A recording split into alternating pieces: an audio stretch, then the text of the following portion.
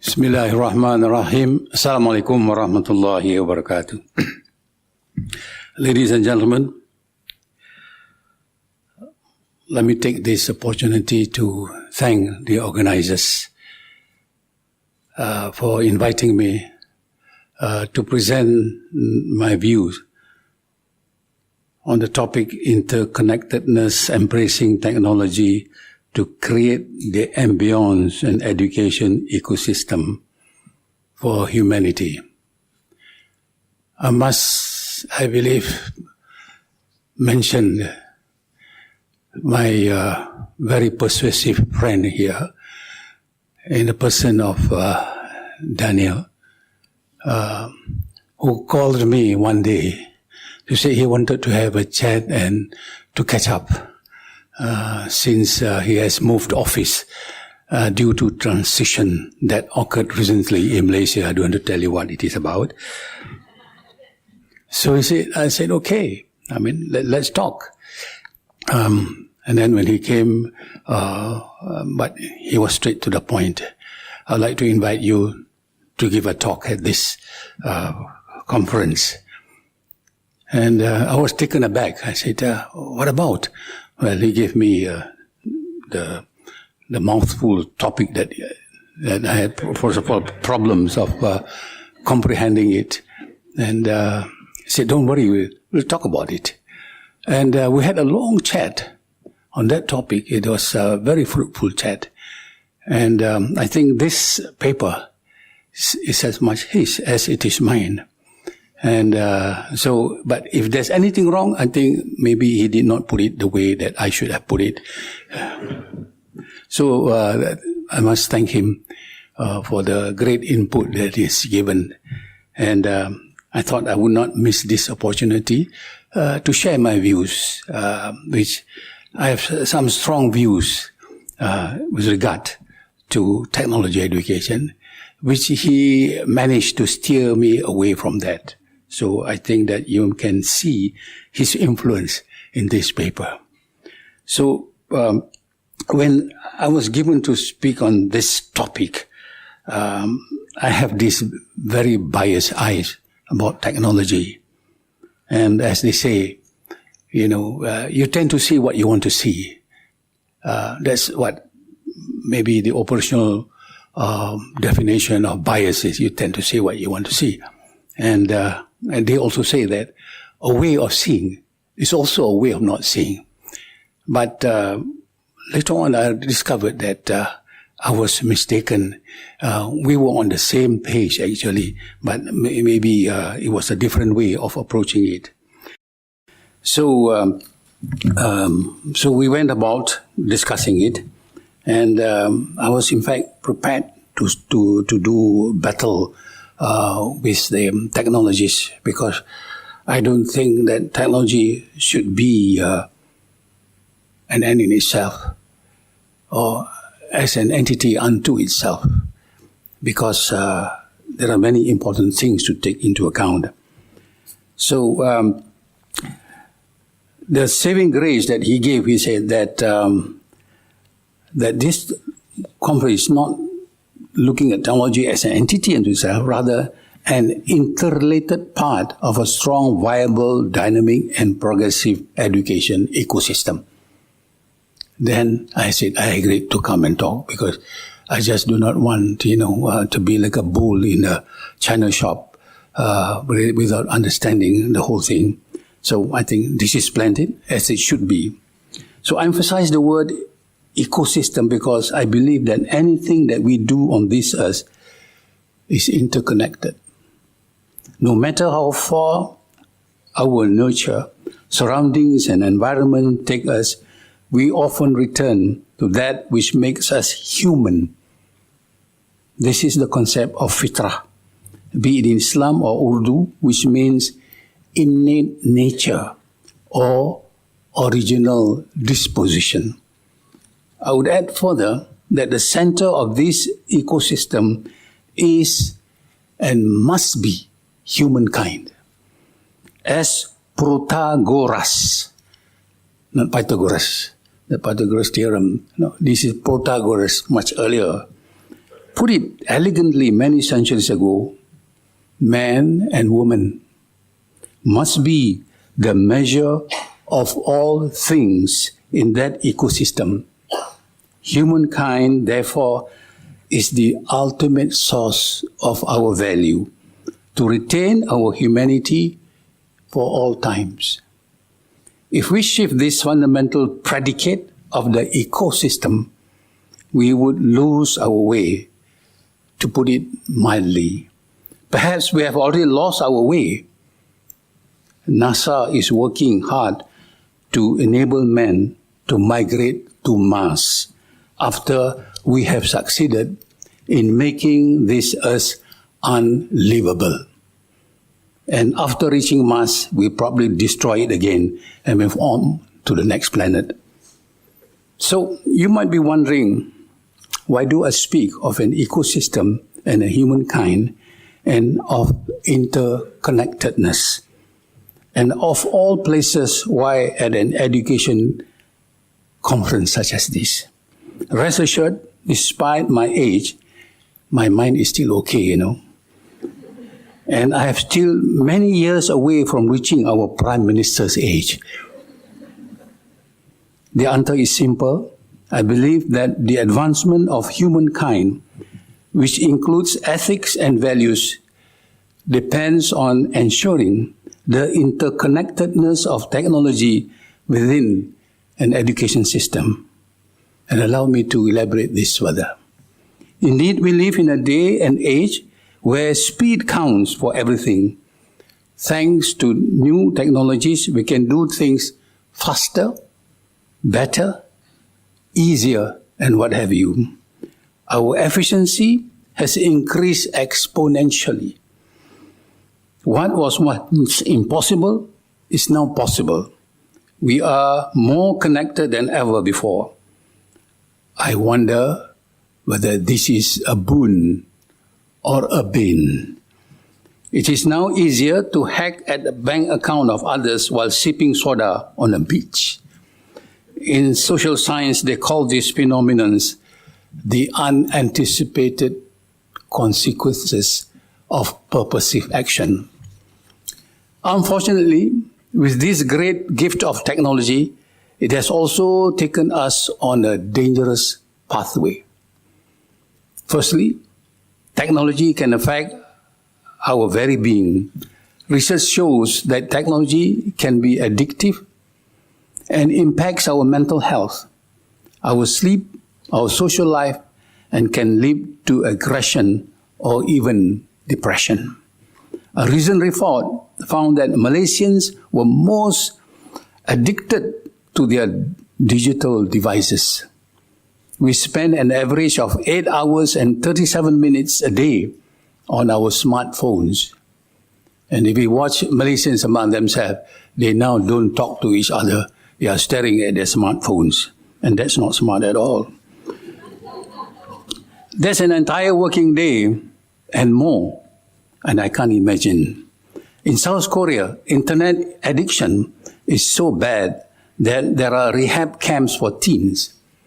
And as we know, the internet can be a dark place. YouTube, for instance, is constantly battling uploaders who post fake videos for children with adult elements. I don't think I need to elaborate further on this.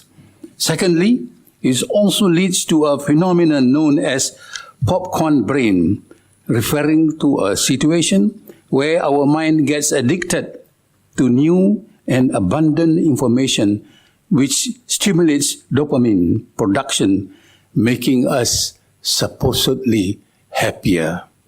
Unfortunately, this reduces our ability to focus.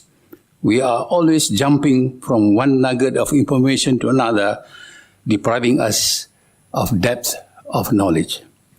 Third, it could exacerbate academic dishonesty.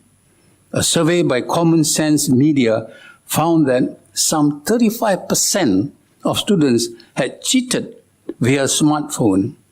In many cases, however, the students did not realize that using a smartphone to find information could be counted as cheating. Next, it could create a bigger gap between the haves and the have-nots. According to the United Nations survey, in the developed world, over 80% have access, while in the developing world, only 35% have access. Within education systems, technology has been said to cause unnecessary burdens on teachers and students. To teachers, inferior infrastructure takes away valuable teaching time, while necessary systems distract from valuable learning. To students, they become too reliant on technology, some even unable to write using pens and pencils. And of course, what about our obsession over the fourth industrial revolution? Max Weber, a world-renowned social scientist many centuries ago, warned humanity with regard to the extent of the phenomenon of rationalization. In the wake of incipient industrial revolution, rationalization has seeped in. Weber said this would be our adversary that the industrial revolution had heaped on our doorsteps. This would lead to the emptying out of fundamental values and institutions. In rationalization, anything goes. Black becomes white, white becomes black, and white again. Friends become enemies, enemies become friends. You just rationalize away. Without having those fundamental things, you do not know what is right or what is wrong nowadays. Ladies and gentlemen, be that as it may, if you thought I started with the negatives, I just started with the negatives to see how you might rationalize how I rationalize my way. With that as it may, let us not dwell on just the negatives. Otherwise, I'll be to start sounding like Ebenezer Scrooge, Mr. Bah Humbug. Instead, let me quote William Shakespeare, who in his play, Hamlet, once wrote, "We know what we are, but not know what we may be." Essentially, this quote relates to the struggle of some of the key characters in Hamlet, where each character knows who they are, but as the future unfolds, the tragic events happen, they don't know what they are capable of. In the context of education technology, I believe that it can have a very positive impact on us. If we harness it properly, it can create what I would like to call the ambience for humanity. I use the word ambience to mean the conditions, the surroundings, or the situations. Let us peel this layer by layer. Firstly, technology can create the ambience for comfort for our learners. Emerging technologies such as artificial intelligence has given birth to what we call AI counselors. Traditionally, people are shy or hesitant to get counseling assistance. That is why many do not seek help and live in isolation. There is fear of stigma if found out that they may just don't trust other human beings. At the University of South Carolina, USC, an AI therapist known as Ely was created. She is able to observe 66 points on the patient's face and note whether there are signs of depression. She has interacted with over 600 patients, and they say that they feel less judged by a virtual therapist and are more open to her. Ely, the AI therapist, creates a safe place to talk. I imagine that one day, AI therapists like Ely will play a role in our schools and universities. As mentioned earlier, instances of mental health problems arising due to technology and social media. Maybe it is time that we use technology to address technology. Many of our young people nowadays get societal anxiety. Technology can be the conduit that enables them to build up their sense of confidence, bravery, and trust in others. Secondly, education technology can be used to broach the difficult subjects. The question is, what if we use online learning to educate society about sensitive and difficult topics? I was told what made the course special was that it created a community of learners that supported each other. They could chat with each other online, share how they felt, gave moral encouragement, and even gave each other a shoulder to cry on, figuratively speaking, of course, in their time of need when a loved one was going through a hard time or had passed on. Thirdly, technology can create the ambience and be in the conduit for greater social interaction. Let's ponder over this question. What do the newspapers, the radio, television, and internet have in common? The answer, they are all technologies that at one point in time were accused of reducing human interaction. However, the exact opposite happened.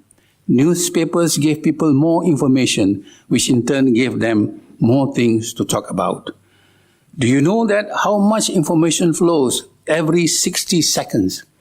There are 350,000 tweets sent, more than 3.8 million searches on Google, more than 65,000 photos uploaded onto Instagram, and more than 29 million messages processed on WhatsApp.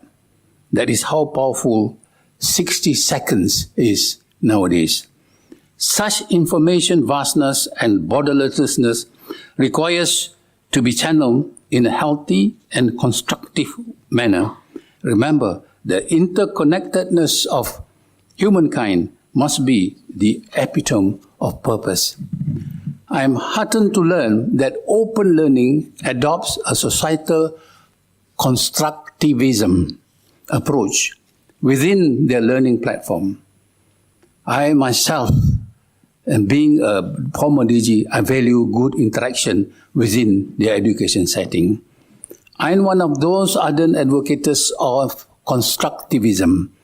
For your information, I was invited to attend the early launch of the new, now famous TED, Technology, Entertainment and Design, where the originator of the event spoke about the value of constructivism in the teaching learning process under the theme, Learning Through the Multimedia. It was a great conference where we discussed at great length on constructivism. Therefore, today's learning imperative is to move from a teacher-centered focus to a student and community-centered approach. Education activities should not just be lectures. Rather, it should be filled with activism and interactions. In line with the technological age, I had proposed to Teacher Education University to adopt a new approach in line with the IT age, where I suggest that the teacher must die so that students may live. Think about that. Technology platforms can do that by approaching education similar to how social media is approached. The constructive, interactive elements that young people are so attracted to can be duplicated and replicated. Fourth, technology can aid education and address challenges of scale. This is an important point. Do we know that how many students will be entering the education system by 2030? The next decade will see an additional 350 million postgraduates and nearly 800 million more K-12 graduates than today. The question is, how do we cater to this growth? Malaysia has approximately 6 million students and 500,000 teachers. Even then, we are still short of our ideal teaching workforce. At the top of the challenge is resource. Where do we get the money from? Who will pay? How much do we pay? Another related concern, even if we have the resources, will we be able to train enough teachers? And unfortunately, we may not have all those that we really want. I'm not saying that our teachers lack quality. Everyone we took into the system worked hard to deliver the best education.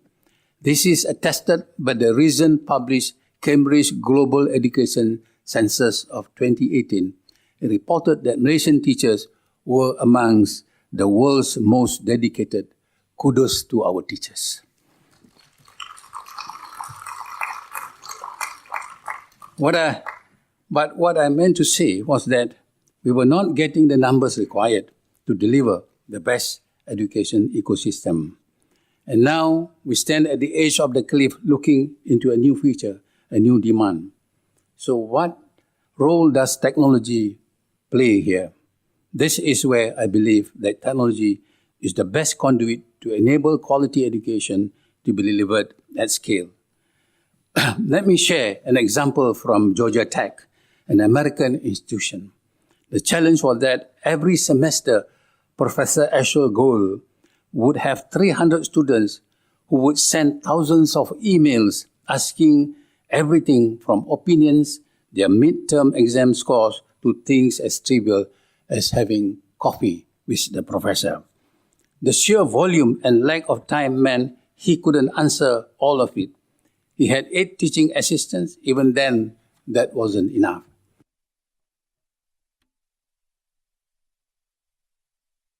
Don't get the support that they needed.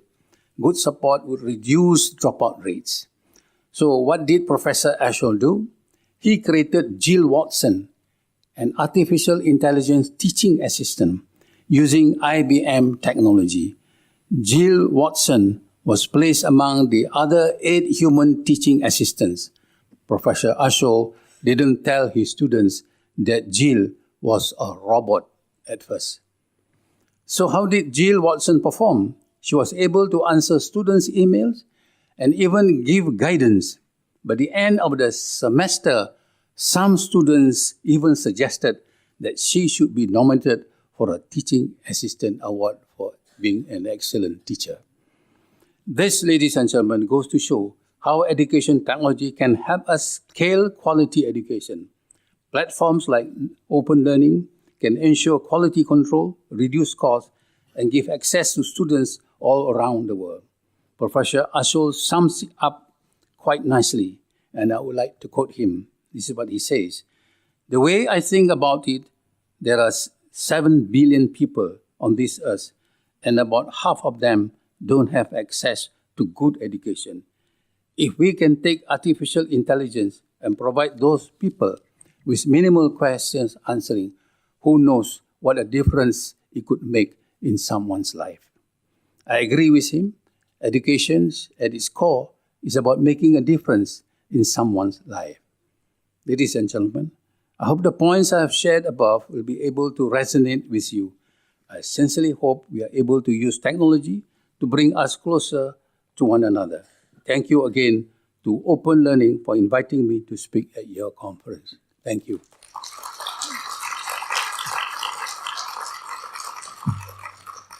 Thank you so much, Tan Sri, for sharing your insights and perspectives.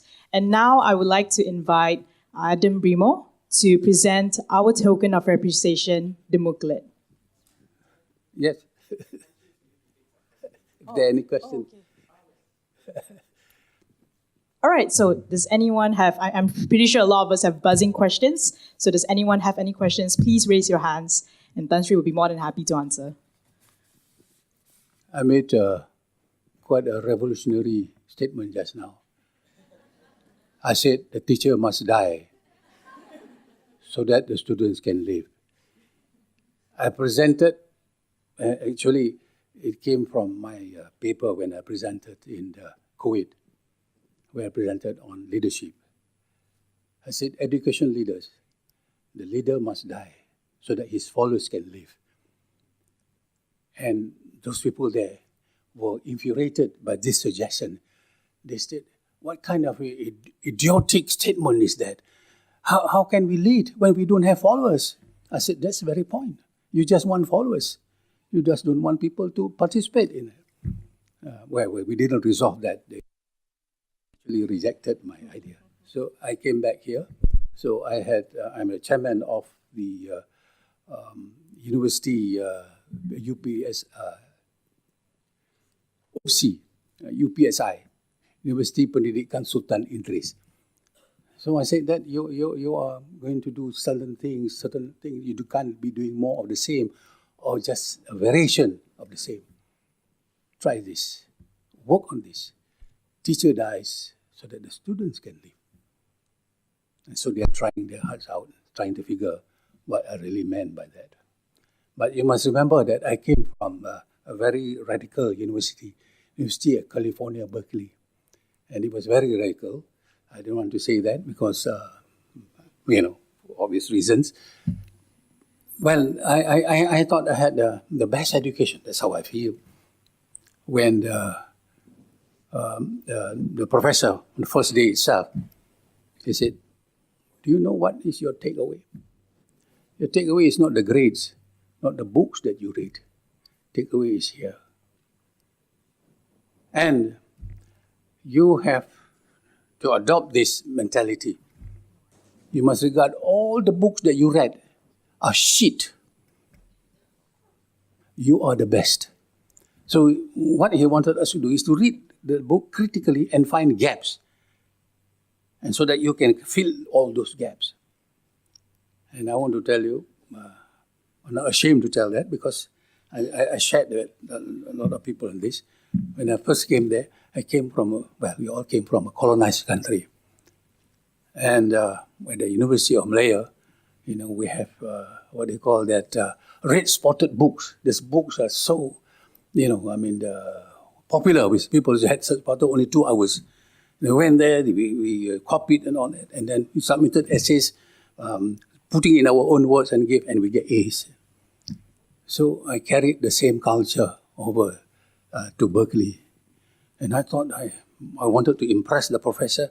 I read more books than all the students and all that, and then put it in my own words, and I thought that, I never thought that I could write so well as that. It was self-praise. I said, this is fantastic.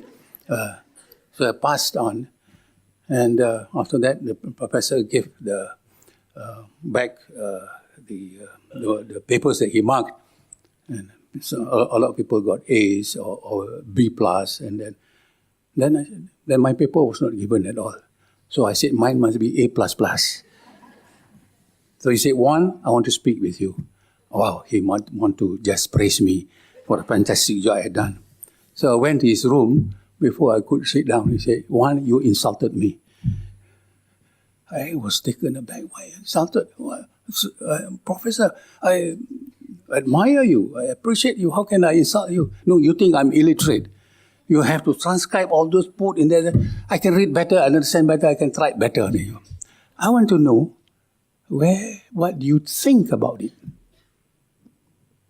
I did not give my thoughts because I had no thoughts. I couldn't think. And so he said, I give you F. In Berkeley, you got F, you got to go home. Or you go to a lesser university. So I almost cried and all that. But no, don't worry. I understand. But I'll give you a second chance. You go and rewrite again. I want to know what you think about it.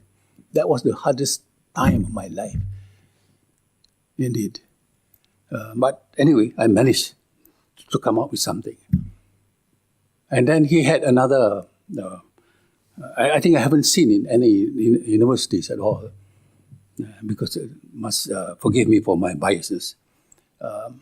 He said that in my class, I don't take prisoners. So what do you mean by don't take prisoners? They are handicaps. I don't want. Then people who agree with me.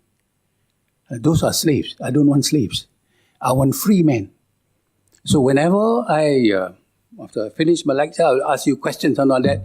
If you agree, you get out. You're supposed to not agree with me, and I want to know immediately, quickly, what you think about it. Well, that was the most difficult thing. He's a very prominent professor, eminent. He had written so many books. He's fantastic. And how can we disagree with this great man? But we were taught. And so one time I was caught. I was expelled. Say, Wan, what do you think? What do you think of my opinion? I say, I agree with you, Professor. You get out. So we would learn to do that, to think quickly and all that. But later on, it became, when you have that kind of training, education, it becomes second nature to you. When you read a book, you always look for the gaps. You don't look for, you say, hey, this is a great book. You see, there are certain gaps. That's all I want to share with you. I hope you can be of use for all the educators here. So thank you very much for giving me this opportunity to address it.